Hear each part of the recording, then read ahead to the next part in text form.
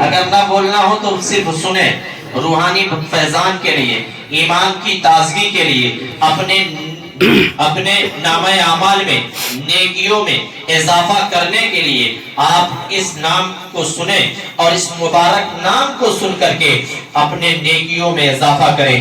آدم کے بیٹے شیش، شیش کے بیٹے یانس، یانس کے بیٹے قینان، قینان کے بیٹے میلائل، میلائل کے بیٹے بیارت، بیارت کے بیٹے ادریس، ادریس کے بیٹے متوشک، متوشک کے بیٹے لمکنیگ نام، لمکنیگ نام کے بیٹے نوح، نوح کے بیٹے شام، شام کے بیٹے زلہا، زلہا کے بیٹے شالک، شالک کے بیٹے عابر، عابر کے بیٹے داتا، داتا کے بیٹے راوا، راوا کے بیٹے ساروک، ساروک کے بیٹے ناخور، ناخور کے بیٹے طارق، طارق کے بیٹے ابراہیم خلیل اللہ۔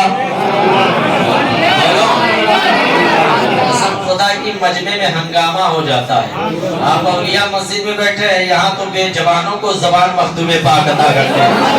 آپ تو صحیح سلامت ہیں، ان کے نانا کی اور آقا کریم صلی اللہ علیہ وسلم کے داداؤں کا نام لے رہے ہیں۔ آپ مچل کر کے بولیں اور بات اچھی لگے، اگر بات سمجھ میں آئے تو آپ اپنی محبت کا اظہار کریں۔ آدم کے بیٹے شیش، شیش کے بیٹے یانس، یانس کے بیٹے قینان، قینان کے بیٹے میلائل، میلائل کے بیٹے بیارت، بیارت کے بیٹے ادریس، ادریس کے بیٹے متوشک، متوشک کے بیٹے لمکنیگ نام، لمکنیگ نام کے بیٹے نوح، نوح کے بیٹے شام، شام کے بیٹے زلہا، زلہا کے بیٹے شالک، شالک کے بیٹے عابر، عابر کے بیٹے داتا، داتا کے بیٹے راوا، راوا کے بیٹے ساروک، ساروک کے بیٹے ناخور، ناخور کے بیٹے طارق، طارق کے بیٹے ابراہیم خلیل اللہ، ابراہیم خلیل اللہ کے بیٹے اسماعیل ذبیح اللہ، اسماعیل ذبیح اللہ کے بیٹے قیدار، قیدار کے بیٹے عوام، عوام کے بیٹے حمل، حمل کے بیٹے ثابت، ثابت کے بیٹے سلمان، سلمان کے بیٹے رحیسہ، الحیسہ کے بیٹے علیسہ، علیسہ کے بیٹے ہود، ہود کے بیٹے حوا، حوا کے بیٹے عدنان، عدنان کے بیٹے نادار، نادار کے بیٹے معاد، معاد کے بیٹے الیاس، الیاس کے بیٹے مدر، الیاس کے بیٹے مدر، مدر کے بیٹے مدرکہ، مدرکہ کے بیٹے خزیمہ، خزیمہ کے بیٹے قینانہ، قینانہ کے بیٹے نظر، نظر کے بیٹے مالک، مالک کے بیٹے فہر، فہر کے بیٹے غالب، غالب کے بیٹے ہوئی، ہوئی کے بیٹے طلاق، طلاق کے بیٹے مرہ، مرہ کے بیٹے قصی، قصی کے بیٹے عبد مناف، عبد المناف کے بیٹے ہاشم ہیں اور ہاشم کے بیٹے عبد المطلب ہیں، عبد المطلب کے بیٹے عبداللہ ہیں اور عبداللہ کے بیٹے محمد رسول اللہ۔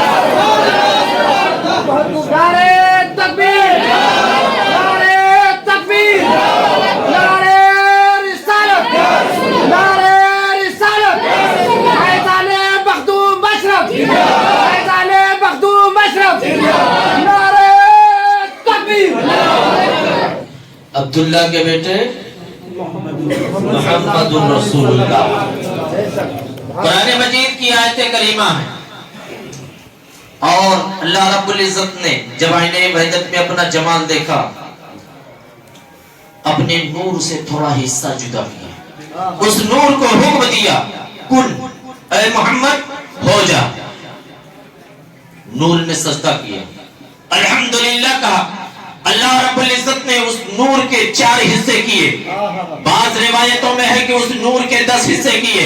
ان حصے سے جمیع مخلوقات، تمام موجودات کو پیدا کیا، عرش و کرسی کو اسی نور سے پیدا کیا، لوح و قلم کو اسی نور سے پیدا کیا، چاند سورج ستارے فرشتے اسی نور سے پیدا کیا، حتیٰ کہ کائنات کا ہر ذرہ ذرہ اسی نور سے آپ کے واسطے بنایا اور اس میں ہم سب کو بسایا، اور آپ کی شان میں وَرَفَعْنَا لَكَ ذِكْرَكَ کی آیت مبارکہ نازل فرمائی اور پشت مبارک پر مہر نبوت اشہد ان لا الہ الا اللہ واشہد ان محمد رسول اللہ کی لگا کر اپنا حبیب بنایا۔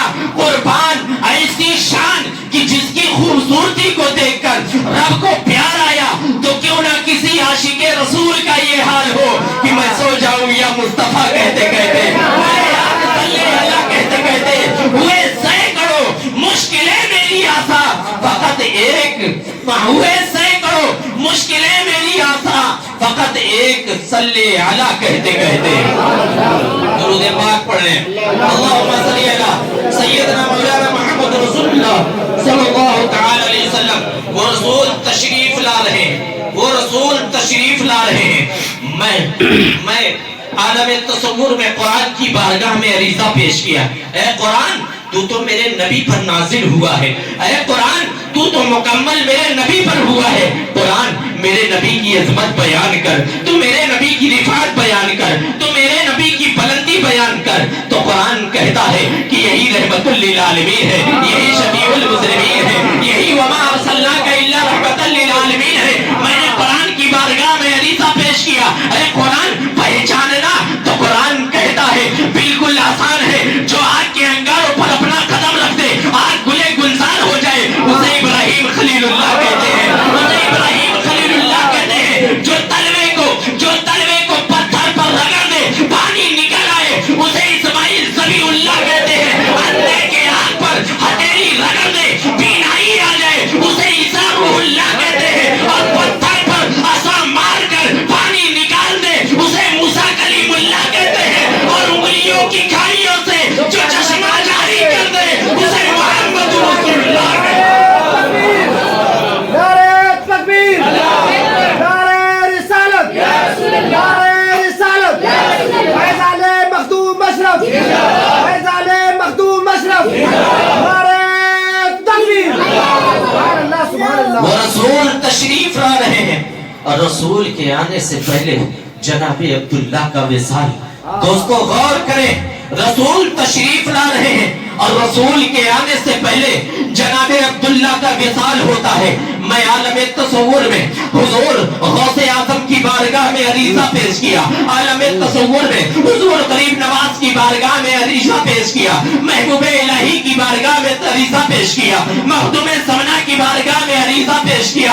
حضور رسول آتے تو عبداللہ کا وصال ہوتا، اور رسول آتے تو عبداللہ کا وصال ہوتا۔ رسول ابھی شکم آمینہ میں ہے، عبداللہ کا وصال کیوں؟ عبداللہ کا وصال کیوں؟ تو بارگاہ غوث اعظم سے آواز آتی ہے، بارگاہ مخدوم سمنا سے آواز آتی ہے، بارگاہ غریب نواز سے آواز آتی ہے، بارگاہ محبوب الہی سے آواز آتی ہے۔ عتیق احمد عبداللہ کا وصال ایک راز ہے۔ میں نے پوچھا یہ راز کیسا؟ آواز آتی ہے، اے عتیق احمد عبداللہ کا وصال ایک راز ہے۔ ممکن ہے اگر عبداللہ زندہ رہتے تو آپ کی نسل سے، آمنہ کے بدن سے کوئی دوسرا بیٹا جنم لیتا، وہ بیٹا میرے محبوب کو اپنا بڑا بھائی کہتا، اپنے جیسا کہتا، اپنے مثل کہتا۔ اسی لیے اللہ رب العزت نے عبداللہ کو اٹھا لیا تاکہ روئے زمین پر کوئی میرے محبوب کو اپنا بڑا بھائی نہ کہے، اپنے جیسا نہ کہے۔ نعرہ تکبیر، نعرہ رسالت، جشن عید میلاد النبی، فیضان مخدوم اشرف، مسلک اعلی حضرت امام صاحب قبلہ، نعرہ تکبیر، نعرہ رسالت۔ دوستو عبداللہ کا وصال، یہ بات تو سمجھ میں آئی، لیکن جب آقا کریم صلی اللہ علیہ وسلم دنیا میں تشریف لائے تو جناب سیدہ آمنہ کا وصال کیوں ہو جاتا ہے؟ جناب سیدہ آمنہ کا وصال کیوں ہو جاتا ہے؟ دوستو اس میں بھی راز ہے، اس میں بھی راز ہے۔ میں بارگاہ غریب نواز میں عریضہ پیش کیا، اور بارگاہ غوث اعظم میں عریضہ پیش کیا، بارگاہ محبوب الہی میں عریضہ پیش کیا، بارگاہ مخدوم سمنا میں عریضہ پیش کیا۔ عالم تصور میں جب عریضہ پیش کیا، عالم تصور میں جواب آتا ہے عتیق احمد عبداللہ کا وصال ایک راز ہے، اور سیدہ آمنہ کا بھی وصال ایک راز ہے۔ ممکن ہے یہ ظالم